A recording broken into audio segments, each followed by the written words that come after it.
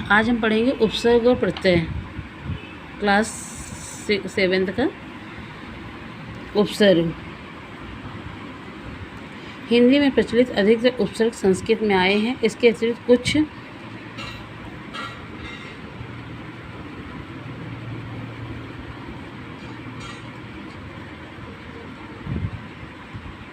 वे शब्दांश जो किसी शब्द के आरंभ में लगकर उनके अर्थ की विशेषता ला देते हैं और उसके अर्थ को बदल देते हैं, वे उपसर्ग कहलाते हैं। जैसे अनुधन रूप, तो रूप में हमने अनु जोड़ दिया तो क्या हो गया अनुरूप। इसी तरह अनुधन करण, तो ये जो जुड़ जाएगा तो क्या बन जाएगा अनुकरण। इसी तरह उपसर्ग के भेद, उपसर्गों के 4 भागों में बांटा जा सकता है। पहला संस्कृत के उपसर्ग, दूसरा हिंदी के उपसर्ग, तीसरा उर्दू फारसी के उपसर्ग, फिर है उपसर्गों की तरह प्रयुक्त होने वाले उस संस्कृत के अव्यय। पहला है तत्सम शब्द के उपसर्ग। वे उपसर्ग जो संस्कृत में आए हैं और तत्सम शब्दों में ही लगते हैं। जैसे आ में है, जैसे देखिए अभाव, अज्ञान, अविद्या। इसी तरह तद्भव उपसर्ग वे प्रायः संस्कृत उपसर्गों में अपभ्रंश मात्र ही हैं। जैसे तो आ से अभाव, अजर, अछूत, अकाल। आगत उपसर्ग या उर्दू फारसी के उपसर्ग, जैसे अल, तो अल का जैसे विशेष, अलविदा, अलमस्त।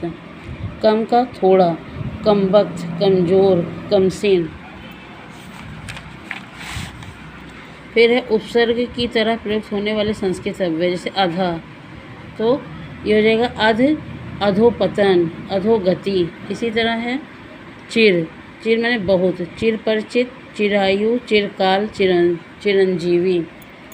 प्रत्यय के भेद, प्रत्यय मुख्यतः 2 प्रकार के होते हैं। प्रत्यय में क्या होता है कि इसमें शब्द के अंत में जो शब्द जोड़ दिया जाता है और उसका अर्थ बदल जाता है, वो प्रत्यय कहलाते हैं। जैसे ये 2 प्रकार के होते हैं, पहले कृत प्रत्यय, दूसरा तद्धित प्रत्यय। कृत प्रत्यय वे प्रत्यय जो धातुओं के अंत में लगते हैं कृत प्रत्यय कहलाते हैं। कृत प्रत्यय के योग से बने शब्दों का कृत प्रत्यय कहलाते हैं, जैसे कृदंत प्रत्यय कहते हैं। जैसे पालन धनहार, तो हो जाएगा पालनहार। अक्कड़, तो भुलक्कड़, घुमक्कड़। भाववाचक संज्ञा बनाने वाले प्रत्यय, जैसे अंत, यहाँ पे अंत पढ़, जैसे पर्व, पढ़ंत, रहंत। इसी तरह आई, तो लिखाई, लिखाई, चढ़ाई, पढ़ाई।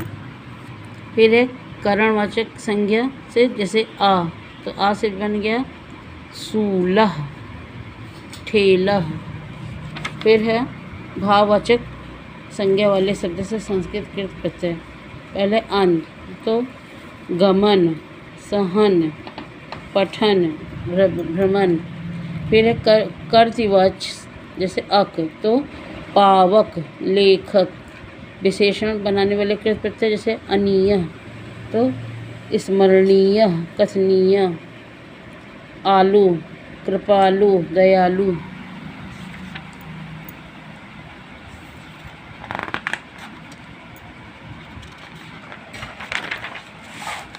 तद्धित प्रत्यय वे प्रत्यय जो धातु से भिन्न किसी शब्द, संज्ञा, सर्वनाम, विशेषण के अंत में जोड़कर नए शब्द बनाते हैं, वे तद्धित प्रत्यय कहलाते हैं। जैसे नौकर से नौकरानी, अपना से अपनत्व।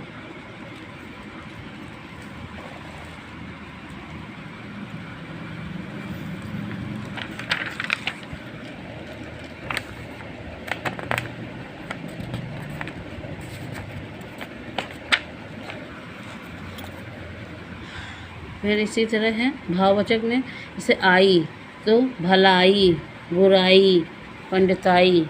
संबंध तद्धित प्रत्यय में आल, तो ससुराल।